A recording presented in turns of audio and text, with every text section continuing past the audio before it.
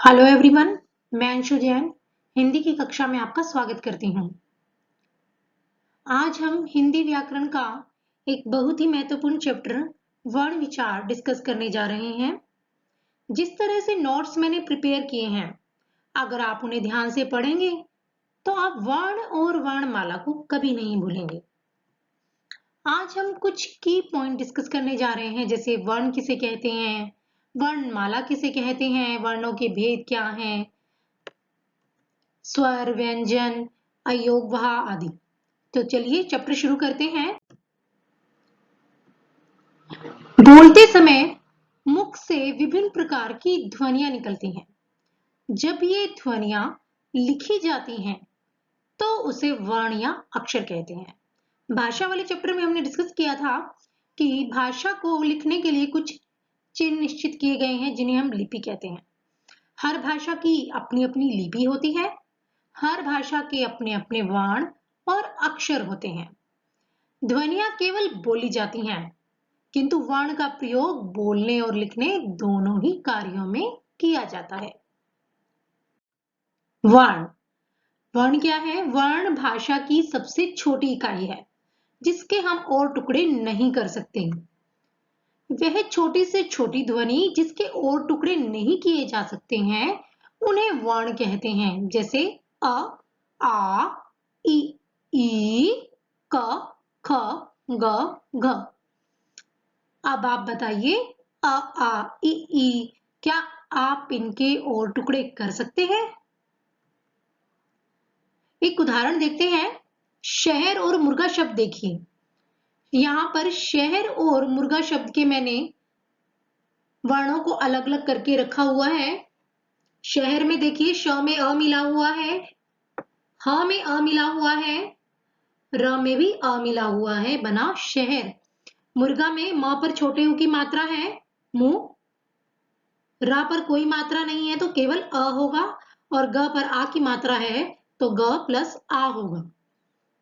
अब आप बताइए, क्या शहर और मुर्गा शब्द के इससे अलग कुछ टुकड़े हो सकते हैं? शहर और मुर्गा शब्द के और टुकड़े नहीं किए जा सकते। अतः इन सभी शब्दों के ये सभी टुकड़े वर्ण हैं। ये सब टुकड़े वर्ण हैं, क्योंकि हम इनके और छोटे टुकड़े नहीं कर सकते। अब पढ़ते हैं शब्द के बारे में। वर्णों के बारे में आपने समझ लिया। अब कुछ वर्ण आपके पास हैं, 4-5 वर्ण हैं, उनको मिलाकर आप एक शब्द बनाएंगे। लेकिन वो शब्द कब बनेगा? वर्णों के मेल से शब्द बनते हैं, लेकिन उन वर्णों के मेल को ही शब्द कहा जाता है जिसका कोई अर्थ हो। बिना अर्थ वाले वर्णों के मेल को हम शब्द नहीं कहेंगे। वर्णों के सार्थक मेल को शब्द कहते हैं। देखिए, पहाड़, झरना, ये दो शब्द हैं। इन दोनों शब्द का अर्थ आपको पिक्चर से समझ आ रहा होगा। पहाड़, झरना दिखाई दे रहे हैं आपको। लेकिन अगर हम इसको किसी और तरीके से लिखें, वर्णों को आगे पीछे करके, हापड़, रहा, क्या कोई अर्थ बनता है? नहीं। अच्छा, चलिए झरना को देखते हैं। नारज, रजना, क्या इन शब्दों का कोई अर्थ है? बिल्कुल नहीं। केवल पहाड़ और झरना शब्द का ही अर्थ है। तो वर्णों के सार्थक मेल को, मीनिंगफुल मेल को हम शब्द कहेंगे। उस शब्द का कोई अर्थ निकलना चाहिए। अब बात करते हैं वर्णों के भेद के बारे में। तो वर्ण के दो भेद होते हैं, स्वर और व्यंजन। कक्षा 1 से आप स्वर और व्यंजन के बारे में पढ़ते आ रहे हैं। तो चलिए सबसे पहले स्वर के बारे में पढ़ते हैं। स्वर, जिन ध्वनियों का उच्चारण करते समय हवा बिना किसी रुकावट के मुख से बाहर आती है, उन्हें स्वर कहते हैं। ये ध्वनियां स्वतंत्र रूप से बोली जाती हैं। इन्हें बोलने के लिए किसी अन्य वर्ण की सहायता नहीं लेनी पड़ती। स्वरों की संख्या 11 होती है। अ, आ, इ, ई, उ, ऊ, री, ए, ऐ, ओ, आदि। ये 11 स्वर होते हैं। अयोगवह। अब आप बचपन में जब वर्णमाला पढ़ते थे, स्वर पढ़ते थे, तो ओ औरत के बाद आप दो अक्षर और पढ़ते थे, अंग, अंगूर, आहा, है ना? तो इन्हें हम अयोगवह कहते हैं। लेकिन अयोगवह स्वर नहीं है। हम इन्हें स्वरों के साथ तो बोलते हैं, लेकिन ये स्वर नहीं है। इन्हें हम संयुक्त ध्वनियां भी कहते हैं। अब इन्हें हम संयुक्त ध्वनियां क्यों कहते हैं? क्योंकि इनमें व्यंजन की भी साउंड है। आप देखिए, अंग, अंग में न का आपको साउंड सुनाई दे रही है, न की। अह, अह में ह की साउंड है। तो ये साउंड व्यंजन की है जो स्वरों के साथ मिली हुई है, इसलिए इन्हें संयुक्त ध्वनियां भी कहते हैं। आगत स्वर। अब क्या है, कुछ अलग भाषाओं से हमारी भाषा में दूसरे शब्द शामिल हो गए हैं। विदेशी भाषाओं से कुछ शब्द शामिल हो गए हैं, कुछ अक्षर शामिल हो गए हैं। जो अक्षर शामिल हुए हैं उन्हें हम आगत स्वर कहते हैं, और जो शब्द शामिल हुए हैं उन्हें हम आगत शब्द कहते हैं। तो स्वर कौन कौन से शामिल हुए हैं? ये जो आप अर्धचंद्र देख रहे हैं, ये जो आप अर्धचंद्र देख रहे हैं, इसे आगत स्वर कहा जाता है। इसको अ के ऊपर अर्धचंद्र लगाकर व्यक्त किया जाता है। इस तरह इसके अंदर बीच में डॉट मत लगा देना, क्योंकि इसमें डॉट आने पर ये चंद्र बिंदु अनुनासिक हो जाएगा। इसमें बीच में डॉट नहीं होती, ये इसकी साउंड ओ होती है। शब्द बनेगा डॉक्टर, कॉलेज, बॉल। ये अंग्रेजी भाषा से हमारी भाषा में शामिल हो गए हैं। इन्हें हम आगत स्वर कहते हैं। इस स्वर को हम आगत स्वर कहते हैं।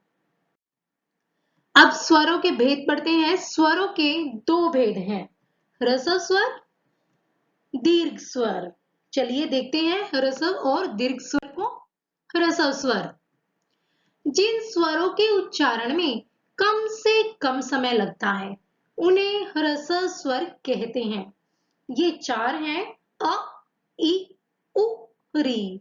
इन्हें हम मूल स्वर भी कहते हैं। मूल स्वर इसलिए कहते हैं क्योंकि जो बाद वाले स्वर हैं, दीर्घ स्वर हैं, वो इन्हीं से मिलकर बने हैं। बाद वाले स्वर इन्हीं से मिलकर बनते हैं। जैसे देखते हैं दीर्घ स्वर, जिन स्वरों के उच्चारण में ह्रस्व स्वरों से दुगना समय लगता है, अ, इ, उ, री से दुगना समय लगे, उन्हें दीर्घ स्वर कहते हैं। जैसे आ, ई, ऊ, ए, ओ। ये दीर्घ स्वर के उदाहरण हैं। अब स्वर और उनकी मात्राएं आपको पता ही है।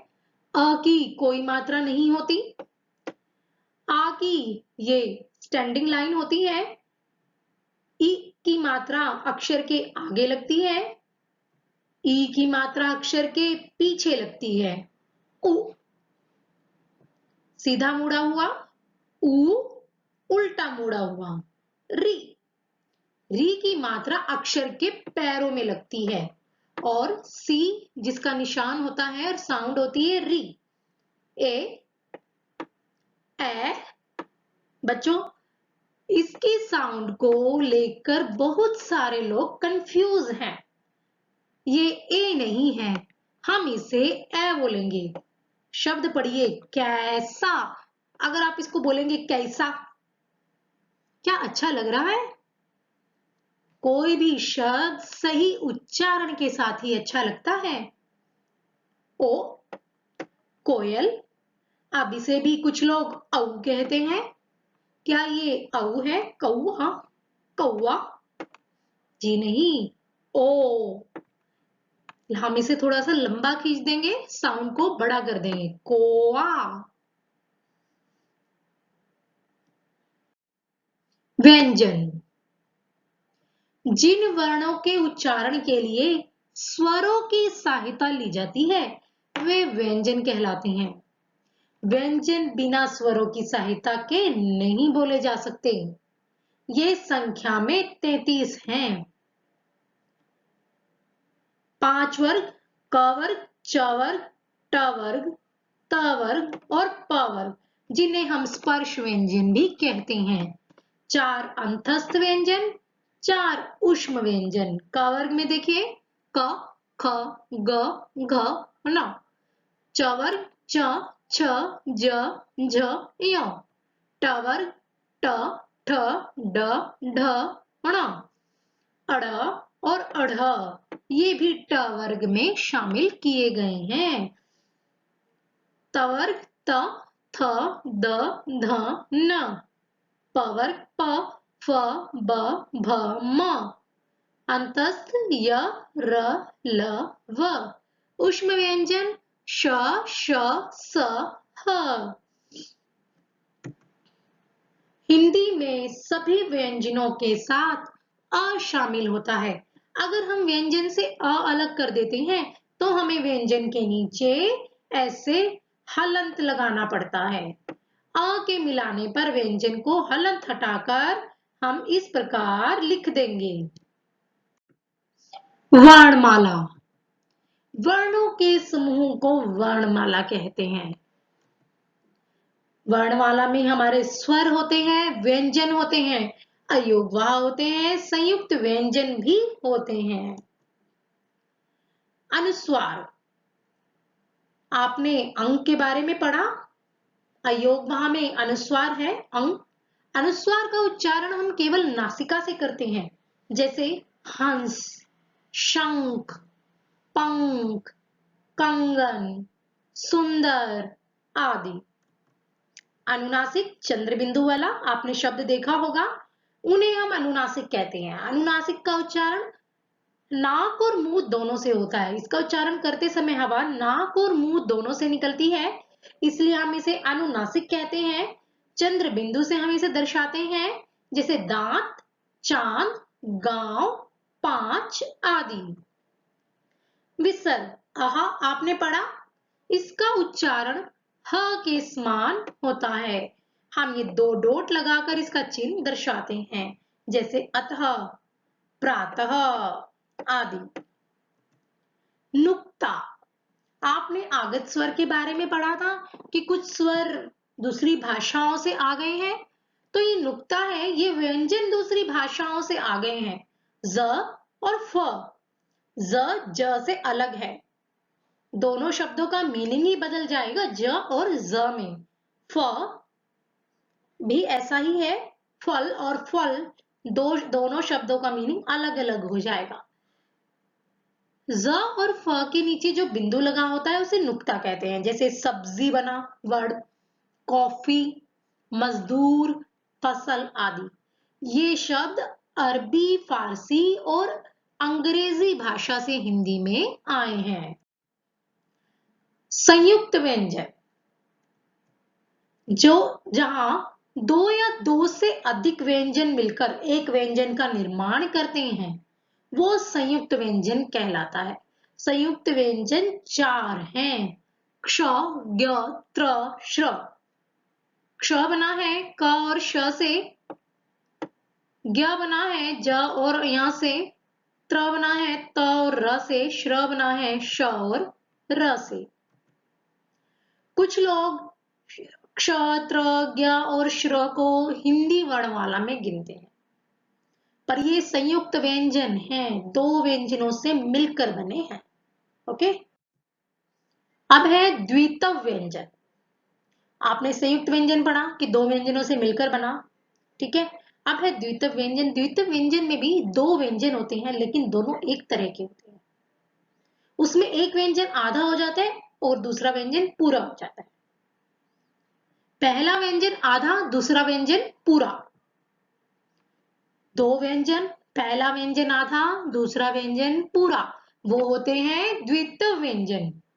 एक ही तरह के 2 व्यंजनों से मिलकर बना व्यंजन द्वित्व व्यंजन होता है, जैसे कच्चा, बच्चा, पक्का, मक्का, इस तरह के शब्द बनेंगे।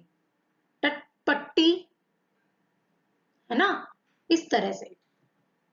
संयुक्ताक्षर, अब संयुक्ताक्षर में भी दो ही व्यंजन होते हैं, लेकिन दोनों व्यंजन अलग अलग होते हैं। उसमें भी पहला अक्षर आधा, दूसरा पूरा।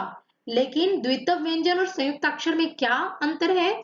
द्वित्व व्यंजन में दोनों व्यंजन एक समान होते हैं और संयुक्ताक्षर में दोनों व्यंजन अलग अलग होते हैं, जिन्हें मिलाकर बोला जाता है। जैसे द्य, वर्ड बना विद्या, उद्यान, स्व, स्वागत, स्वतंत्र, प्य, प्यार, प्यासा आदि, ऐसे बहुत सारे व्यंजन हैं।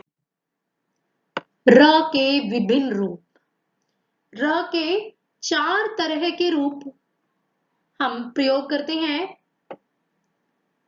एक तो र को सिंपल फॉर्म में र लिखकर, जैसे भारत में र पूरा यूज किया हुआ है, इस तरह से बहुत सारे शब्द बन जाएंगे, रमेश, रमा, ठीक है, जिसमें र पूरा का पूरा ऐसे यूज किया गया हो। दूसरा शब्द है, दूसरा र का प्रयोग है, ये जो प के नीचे आपको स्लैंटिंग लाइन दिख रही है, ये एक रूप र का ये है। जैसे प्रशांत, प्रवेश, प्रेरणा, क्रम, क के नीचे भी आया क्रम, क के नीचे भी र लगता है, क्रम। इस तरह से जो भी नीचे स्लैंटिंग र इस तरह से होगा, वो र का एक रूप है। एक बात ध्यान देने योग्य है, जो भी र नीचे पैरों में लगा होता है वो र पूरा होता है, और जिस अक्षर पर वो लगा होता है वो अक्षर आधा होता है। जैसे प्रशांत को ही ले लीजिए, प के नीचे र लगा हुआ है तो प आधा हो गया, प में कोई स्वर शामिल नहीं है, प हलंत लिख दिया। अब र लगा है तो र पूरा है, र के साथ हम स्वर मिलाएंगे अ।